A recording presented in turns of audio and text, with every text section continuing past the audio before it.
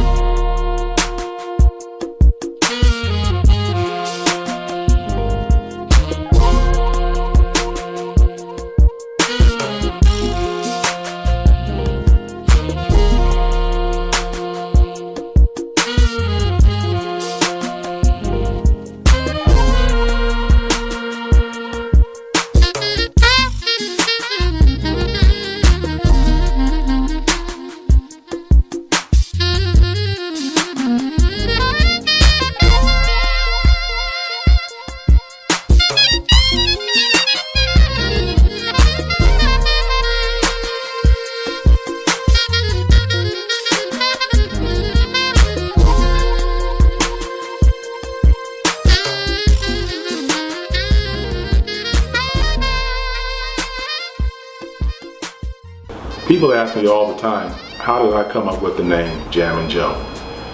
Well, after I taught myself how to play, I started venturing out and going to jam sessions and playing with other musicians.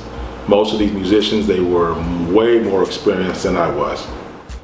Before I started going to jam sessions, I had to teach myself how to play the saxophone.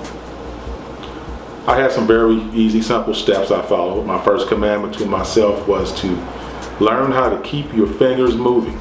Because after listening to people like Charlie Parker or Sonny Rollins, or even guitar players like George Benson, I saw and I heard how smoothly they played. And I thought it was because they were just moving their fingers all the time. They were, but they also knew what they was doing. So I had to learn how to play scales. So I would learn how to play my scales. And then I would find classical records that were in the same key as the scales I was practicing.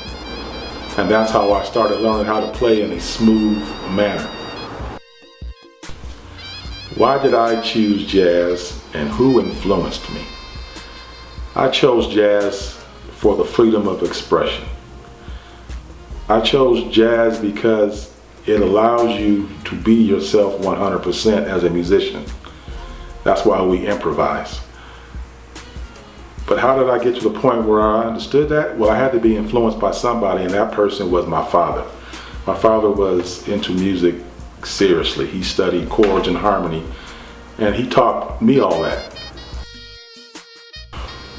After all these years of learning how to play the saxophone, I finally boiled it down to two words: beautifully and skillfully. That's how I apply my style of playing, by playing it beautifully and skillfully. I also have a formula for the type of music I like to play for. They have to have the ability to apply a melody to them. They have to have several chord changes, 2 or 3. And the chord changes have to be interesting chord changes too. I like my song to groove. I call it groovability. And I need to have that breakdown section in the song for me to improvise. So when you hear me play, you'll be hearing beautiful and skillful playing. You can dance if you want. You can go to sleep if you want. A lot of people say they don't like jazz. This is what I have to say about that.